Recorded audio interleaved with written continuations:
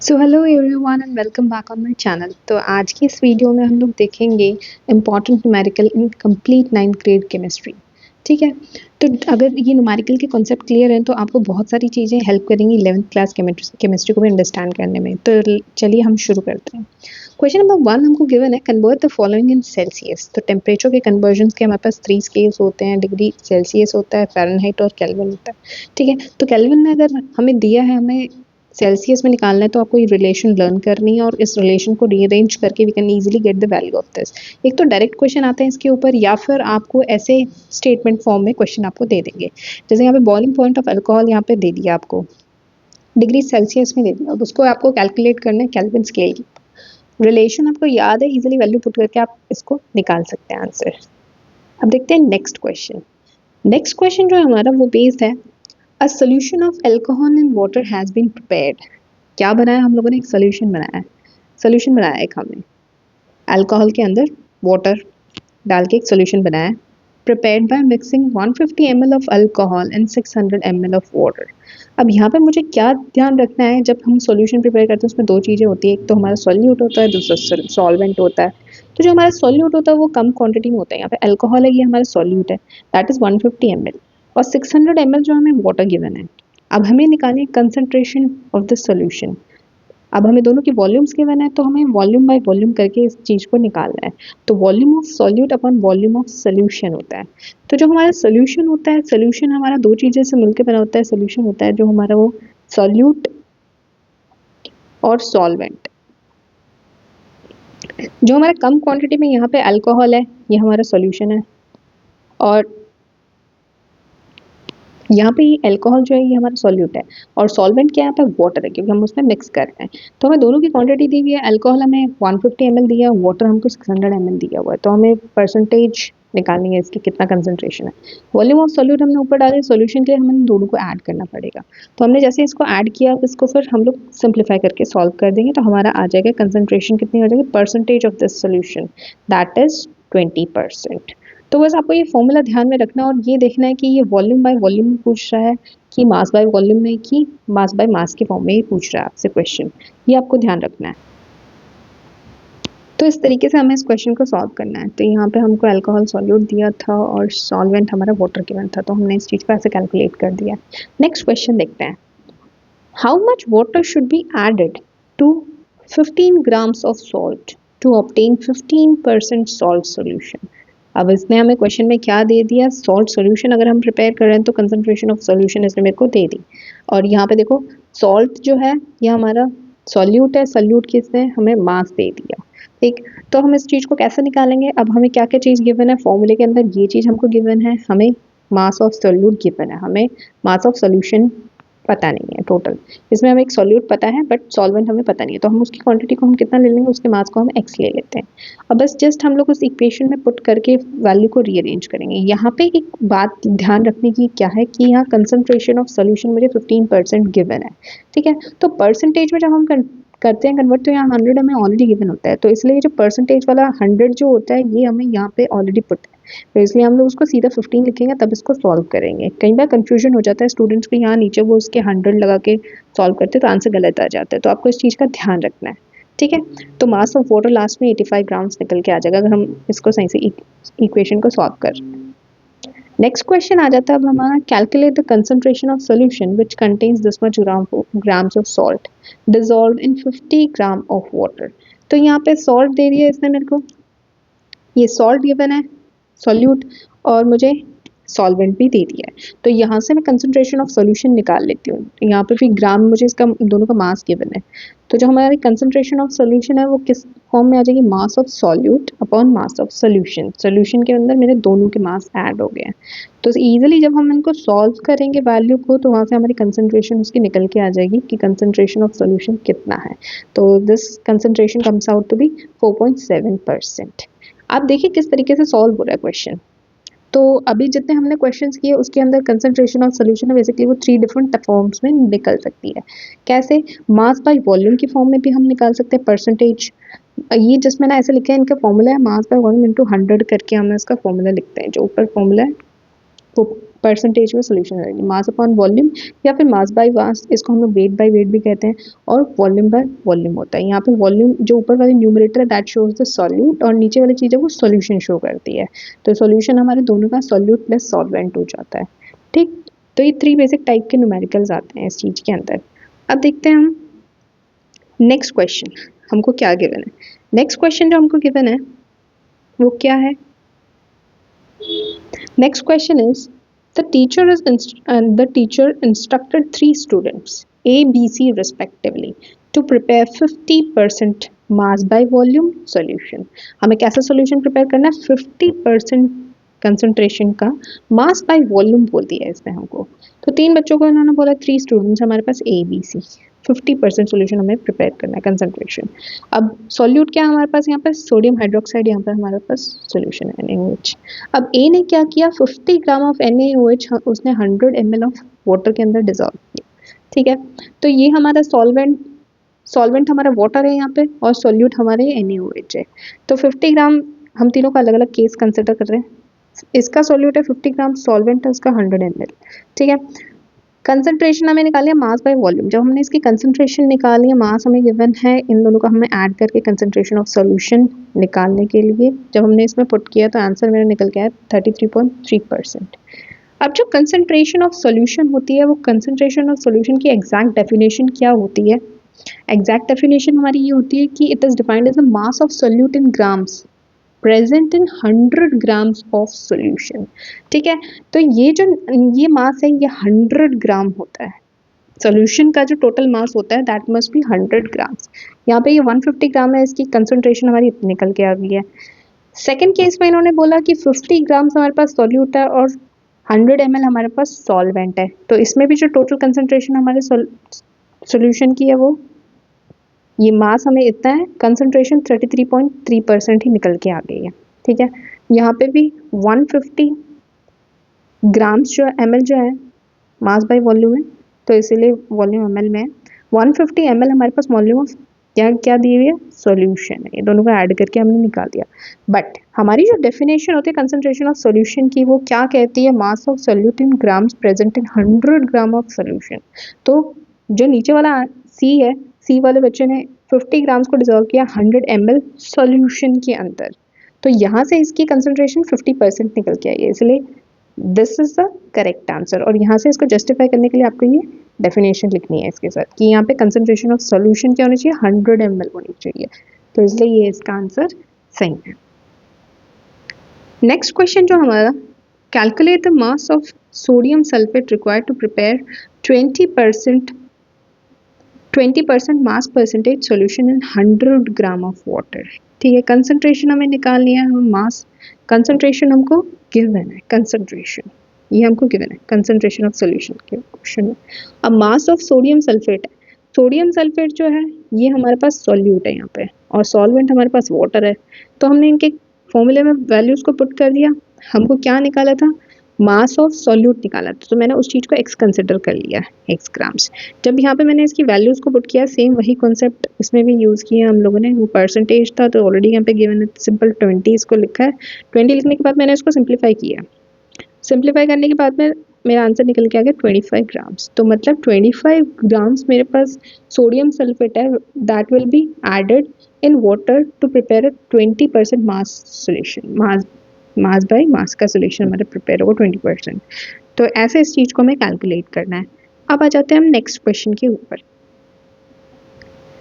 जो केमिस्ट्री के लॉज हैं हमारे 3 डिफरेंट लॉज होते हैं। यहाँ पे 9th क्लास में हमारे 2 डिफरेंट लॉज के बारे में हम लोग डिस्कस करते हैं, कंजर्वेशन ऑफ मास और लॉ ऑफ कांस्टेंट प्रोपोर्शन। तो ये क्वेश्चन इस पे बेस्ड है, बट पूछ क्या रहा है क्वेश्चन के अंदर?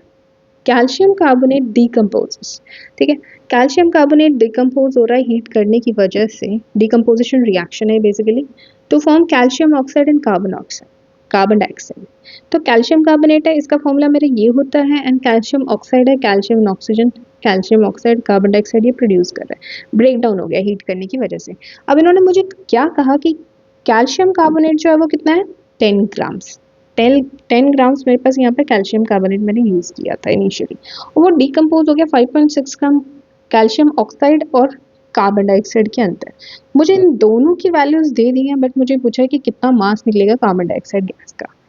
तो कितना निकलेगा, हमें पता है कि law of conservation of mass ये कहता है जो total during a chemical reaction total mass of reactants will be equal to the total mass of the products जो भी फॉर्म होंगे। ठीक है, क्योंकि मास मेरा रिएक्शन के अंदर कंजर्व होगा, एक फॉर्म से दूसरी फॉर्म में वो कन्वर्ट हो रहा है। तो जब हम इसको कैलकुलेट करेंगे तो सिंपल मैथ्स कैलकुलेशन है, अगर 100 ग्राम यहाँ पे 5.6 ग्राम ये मैंने इसको एक्स मान लिया, रीअरेंज करके मेरी वैल्यू निकल के आ गई है। मास ऑफ कार्बन डाइऑक्साइड आ गया 4.4 ग्राम्स। ठीक है, तो क्वेश्चन को अंडरस्टैंड करना है किस तरीके से वो बोल रहा है और फिर उसको उस तरीके से इंटरप्रेट करके आपको सॉल्व करना है। तो ऐसे निकल के आ गया। अब नेक्स्ट क्वेश्चन देखते हैं, नेक्स्ट क्वेश्चन क्या है। सेम वैसे ही 5 gram of calcium is burned in 2 gram of oxygen. 5 gram calcium है that is burned in 2 gram of oxygen. To produce, क्या प्रोड्यूस करेगा वो, 7 ग्राम्स ऑफ कैल्शियम ऑक्साइड। ठीक है, कैल्शियम बर्न कर रहे हैं ऑक्सीजन के साथ में क्या, और ये क्या प्रोड्यूस कर रहा है, कैल्शियम ऑक्साइड प्रोड्यूस कर रहा है। मैंने यहाँ कार्बन डाइऑक्साइड लिख दिया गलती से, ये कैल्शियम ऑक्साइड है, इसको करेक्ट कर लें यहाँ पे, कैल्शियम ऑक्साइड। ठीक है, तो 7 ग्राम्स मुझे प्रोड्यूस करना है। अब ये कह रहा है दूसरी सिचुएशन मैंने ली है, इसमें मैंने क्या किया, 5 ग्राम लिया मैंने कैल्शियम और 20 ग्राम मैंने ले ली ऑक्सीजन। ये पूछ रहा है कितना कैल्शियम ऑक्साइड मेरा प्रोड्यूस होगा। ठीक है, और कौन सा लॉ इसको गवर्न कर रहा है, जो सिचुएशन फॉर्म हो रही है, अपने आंसर को जस्टिफाई करके मुझे बताना है। अब देखो लॉ ऑफ कांस्टेंट प्रोपोर्शन क्या कहता है, लॉ ऑफ कांस्टेंट प्रोपोर्शन ये कहता है कि एक pure chemical compound always contains the same element combined together in the same proportion by mass. ठीक है, अगर मान लो मैंने कोई भी कंपाउंड क्रिएट करना है, यहाँ पे कैल्शियम और ऑक्सीजन, कैल्शियम ऑक्साइड क्रिएट हो रहा है, तो जितना प्रोपोर्शन मेरा यहाँ पे इनका है उसके प्रोपोर्शनेट मेरा ये प्रोड्यूस होगा। और अगर मैंने इतना 5 ग्राम ये लिया है तो इसके साथ ही 2 ग्राम्स ही रिएक्ट करके ये कंपाउंड 7 ग्राम फॉर्म करेगा। अगर मैंने मान लो कि कैल्शियम तो 5 ग्राम ले लिया और ऑक्सीजन मैंने सेकंड केस में 20 ग्राम्स ले लिया, फिर भी ये कैल्शियम 2 ग्राम ऑक्सीजन को ही यूज करेगा 7 ग्राम प्रोडक्ट को फॉर्म करने के लिए। प्रपोर्शनेट चीजें होती हैं। अब अगर मान लो मैं इस चीज को चेंज करती कि मान लो ये तो मैंने 20 ले लिया, मतलब इसको मैंने 10 टाइम्स कर दिया, तो मेरे को इसको भी 10 टाइम्स करना पड़ेगा, पूरे उसको मुझे 10 टाइम्स ही करना पड़ेगा, तभी वो प्रोपोर्शनेट मास क्रिएट होगा। अगर ये 5 ग्राम मैंने ये लिया तो इसके साथ में फिर ये 2 ग्राम ही रहेगा, तो मेरे 7 ग्राम टोटल प्रोड्यूस होगा, बाकी जो 18 ग्राम है वो अनयूज्ड रहेगा। ये मेरा लॉ कहता है। अब ये जो इररिस्पेक्टिव ऑफ द फॉर्म जहाँ से मैंने सैंपल लिया है या फिर which produce procedure has been used. ठीक है, कैसा हम प्रोसीजर उसमें यूज कर रहे हैं उस चीज के ऊपर भी डिपेंड नहीं करेगा, वो बस ये देखेगा कि भाई हम लोगों ने कितनी उसकी कंसंट्रेशन लिया। 5 ग्राम इसके लिए तो 2 ग्राम ही लगेगी इसकी, 20 में है तो बाकी 18 ग्राम जो अनयूज रहेगी वो हमारी। ठीक है, तो यहाँ पे इसकी जस्टिफिकेशन में आप उसको ऐसे लिख सकते हैं, only 2 gram of oxygen will be used with 5 gram of calcium. ठीक है, to form 7 gram of CO2, नहीं है कैल्शियम ऑक्साइड है।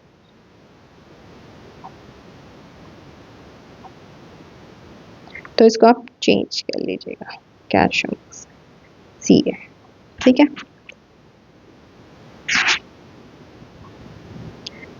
तो ऐसे करके आपको इसको जस्टिफिकेशन को इस फॉर्म में लिखना है। अब आ जाते हैं हम नेक्स्ट क्वेश्चन के ऊपर, ये बहुत इंपॉर्टेंट क्वेश्चंस होते हैं। An element Y has a valency of 4। Element Y मुझे दे दिया, उसकी वैलेंसी बता दी 4। Right the formula for its chloride, oxide, sulphate, carbonate and nitrate. ठीक है, इस जब भी हमें फॉर्मूला किसी भी कंपाउंड का फॉर्म करना होता है तो हमें उसकी वैलेंसी का पता होना चाहिए। ठीक है, तो हम लोग वैलेंसी क्रॉसओवर मेथड यहाँ पे यूज करेंगे फॉर्म करने के लिए। अब इसने वाई मेरे को एक कंपाउंड दे दिया है, इसका क्लोराइड मुझे सबसे पहले फॉर्म करना है। इसका तरीका क्या होता है, सबसे पहले मैं एलिमेंट लिख लेती हूँ ऊपर, जैसे मैंने यहाँ पे एलिमेंट लिखा हुआ है। एलिमेंट एक मेरा वाई है और एक मेरे को क्लोरीन लेना है दूसरा। ठीक है, तो इसकी तो वैलेंसी 4 दी है, क्लोरीन की वैलेंसी 1 होती है।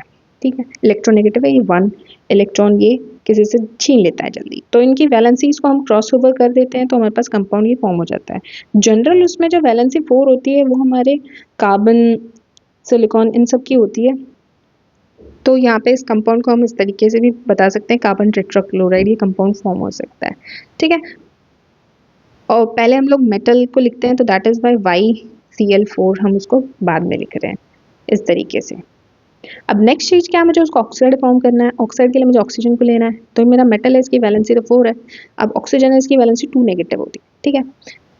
ये भी 2 इलेक्ट्रॉन किसी से ले लेता है फॉर्म करने के लिए। जब मैंने इसको क्रॉस ओवर किया तो 2 और 4 यहाँ पे बच गया। अब ये प्रोपोर्शन में आपस में, तो इसलिए मैंने इनसे 2 दोनों से हटा दिया। YO2 CO2 हमारा ही कार्बन डाइऑक्साइड का कंपाउंड ऐसे फॉर्म हो सकता है, ठीक है। तो इसने जनरली मुझसे बस फॉर्मूला पूछा था, तो मैं जस्ट फॉर्मूला लिख के बता सकती हूँ। क्वेश्चन में आपसे ये भी पूछ सकता है कि वाई कौन कौन सा एलिमेंट है, वाई ये भी पूछ सकता है। अब देखिए सल्फेट है, सल्फेट अभी क्या पॉली एटॉमिक आयंस आ जाते हैं। एनसीईआरटी की बुक में टेबल दी हुई है, उस टेबल में ये बिल्कुल बहुत अच्छे से एक्सप्लेन किए हुए हैं कौन से पॉली एटॉमिक आयन के ऊपर क्या चार्ज आता है। तो सल्फेट है, सल्फेट के ऊपर 2 नेगेटिव का चार्ज आता है, ठीक। पॉली एटॉमिक 2 टाइप के एटम से ये बना हुआ है, 2 एलिमेंट से बना हुआ है, सल्फर है, ऑक्सीजन है। तो जो इसकी वैलेंसी है वो तो 4 है, इसकी वैलेंसी मुझे पता है 2 होती है। तो वैलेंसीज को जब हम क्रॉस ओवर कर लेंगे तो यहाँ पे ये सिंप्लीफाई करने के बाद में इसकी यहाँ पे 1 और ये यहाँ पे 2, 1 लिखना ज़रूरी भी नहीं था, YSO4 होल ट्वाइस, ये हमारा सल्फेट का कंपाउंड फॉर्म हो जाएगा Y के साथ में। ऐसे ही मुझे कार्बोनेट का जब कंपाउंड फॉर्म करना है तो क्या करना है, उसकी वैलेंसी उतनी होगी, यहाँ पे इसकी कार्बोनेट की 2 होती है। तो जब हमने इसको सिंप्लीफाई किया Y whole bracket CO3 whole 2, ठीक है। सिंपल होल नंबर्स में हमें रखना होता है इन्हें, तो इसलिए मैंने इसको सिंप्लीफाई करके होल नंबर की फॉर्म में यहाँ पे लिख दिया। अब नाइट्रेट को मुझे फॉर्म करना है, नाइट्रेट को फॉर्म करने के लिए भी सेम है, वाई मेरा 4 है इसकी वैलेंसी, और इसकी वैलेंसी मेरी -1 होती है। तो जब मैंने इसको इंटरचेंज किया तो मेरे ये हमारा फॉर्मूला बन गया, ठीक है। ये बहुत ईजी क्वेश्चन होते हैं, बट बहुत इंपॉर्टेंट क्वेश्चन होते हैं, इस फॉर्म के क्वेश्चन आते हैं एग्जाम्स में ज़रूर। तो नेक्स्ट क्वेश्चन ले लेते हैं अब हम लोग। Calculate the formula masses of the following compounds. Formula mass मुझे इनका कैलकुलेट करना है, ठीक। फॉर्मूला मास मैं कैसे कैलकुलेट करती हूँ, फॉर्मूला मास कैलकुलेट करने के लिए जितने नंबर मेरे पास एटम्स होते हैं इसके, जैसे यहाँ कैल्शियम इसके आगे यहाँ पे 1 ही है, तो नंबर ऑफ एटम्स यहाँ पे इसके 1 आ गए, और कैल्शियम का जो एटॉमिक मास होता है दैट इज 40 AMU बोलो चाहे यू बोलो, एटॉमिक मास यूनिट यू। और वैसे ही यहाँ पे नंबर ऑफ एटम हमारे पास क्लोरीन के कितने 2 हैं, और इसका एटॉमिक मास मेरा इतना होता है, तो इन मल्टीप्लाई करके हम लोग इनको ऐड कर देंगे, तो ये इसका फॉर्मूला मास निकल के आ गया। ये फॉर्मूला है एक मॉलिक्यूल का, ठीक है।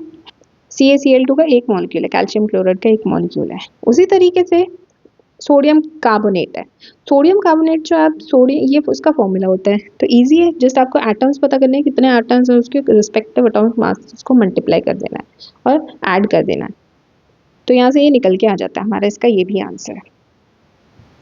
अब जो यहाँ 3 कॉन्सेप्ट्स 3 टर्म्स होती हैं, एक तो मॉलिक्यूलर मास होता है, फॉर्मूला मास होता है, और मोलर मास होता है। इसमें बच्चे बहुत ज़्यादा कंफ्यूज होते हैं। मॉलिक्यूलर मास और फॉर्मूला मास होता है, जनरली ये दोनों चीज़ सेम ही होती हैं। डिफरेंस क्या है इसके अंदर, ये जो मॉलिक्यूलर मास है ये किसी एक मॉलिक्यूल का भी निकल सकता है, जैसे ऑक्सीजन है O2 ये एक मॉलिक्यूल बना दिया इसने, तो इसका वो निकल जाएगा, या फिर एक वाटर है, वाटर के 2 मॉलिक्यूल्स का मास है, तो ऐसे करके ये मोलर मास निकल के जाएगा। और ये AMU एटॉमिक मास यूनिट में इसको हम लोग निकालते हैं, वेरएज ये फॉर्मूला मास क्या होता है 1 मॉलिक्यूल का निकालते हैं। यहाँ ये इसके 2 मॉलिक्यूल्स हैं, वाटर के 2 मॉलिक्यूल्स हैं, बट यहाँ पे क्या है वाटर का 1 मॉलिक्यूल है, तो इसलिए हम लोग उसको फॉर्मूला मास बोल देते हैं, उसको मोलर मास बोल देते हैं यहाँ पर। और मोलर मास के अंदर क्या होता है, मॉलिक्यूलर मास है, ये मॉलिक्यूलर मास है,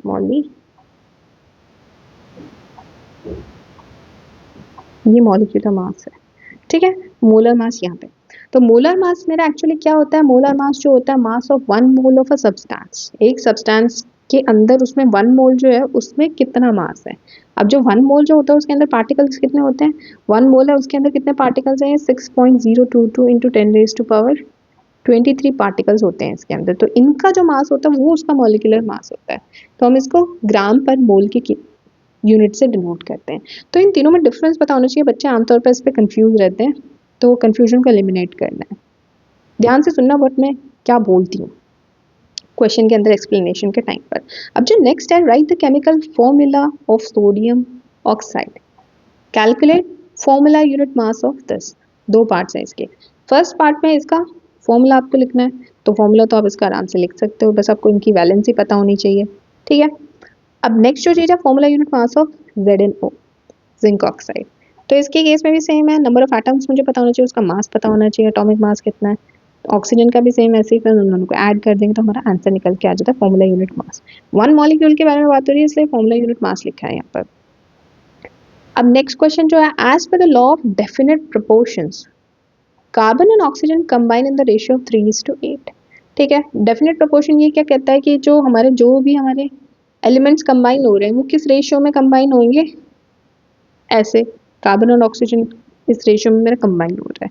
अब मुझे क्या करना है, compute the mass of oxygen gas that would be required to react completely with 6 grams of carbon. तो मतलब अब इसने क्या कह दिया, कार्बन और ऑक्सीजन मुझे दो यहाँ पे दे दिए, एलिमेंट्स दो हैं, इनके एटम्स हैं।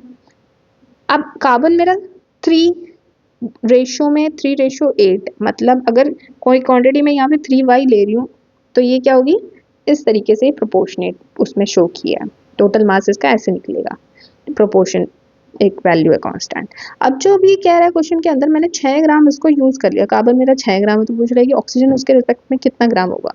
अब देखने से आपको यहाँ पे पता चल रहा है, यहाँ पे 3 था तो ये क्या हो गया, इसका डबल हो गया लगभग। ठीक है, इसका डबल हो गया तो आप इसको भी इसका डबल कर लोगे, तो 8 का डबल करेंगे अगर हम लोग 16 आ गया, 16 ग्राम। और इसको एग्जैक्टली निकालने का तरीका ऐसे होता है, या तो आप लॉजिकली सोच के इसको भी कर सकते हैं या फिर आप इसको ऐसे लिख के भी निकाल सकते हैं, क्वेश्चन में सॉल्व करने के लिए बोला है। तो ये चीज़ होप आपको समझ में आई होगी कि हम लोग इसके अंदर कर क्या रहे हैं। केवल हम लोगों ने रेशियोज को कंपेयर करके प्रोपोर्शन, जिस प्रोपोर्शन में उसका इंक्रीज किया उससे मल्टीप्लाई कर दिया। अब जो नेक्स्ट क्वेश्चन है, determine the average atomic mass of neon using 2 isotopes. उसके 2 आइसोटोप्स के जो मासेस हैं उनसे हमें उसका एवरेज एटॉमिक मास निकालना है। ठीक है, नेचर में जो नियॉन है ये एक इनर्ट गैस है। ठीक है, इनर्ट गैस है तो ज़्यादा रिएक्टिव है नहीं, ये अपने 2 आइसोटोप्स की फॉर्म में मिलते हैं। अब आइसोटोप्स होते क्या हैं, आइसोटोप्स क्या होते हैं, जिनका एटॉमिक नंबर तो सेम होता है, एटॉमिक नंबर तो इनका सेम होता है बट एटॉमिक मास इनका क्या होता है, मास इनका डिफरेंट होता है। ठीक है, एटॉमिक मास ये डिफरेंट होता है, ये वेरी करता है। अब जो एलिमेंट है उसको हम लोग इस तरीके से डिनोट करते हैं, नियॉन को 2 आइसोटोप्स इसने शो कर दिया। मतलब नेचर पे जो ये आइसोटोप है ये 90% मिलता है और नियॉन का जो आइसोटोप वो 10% मिलता है।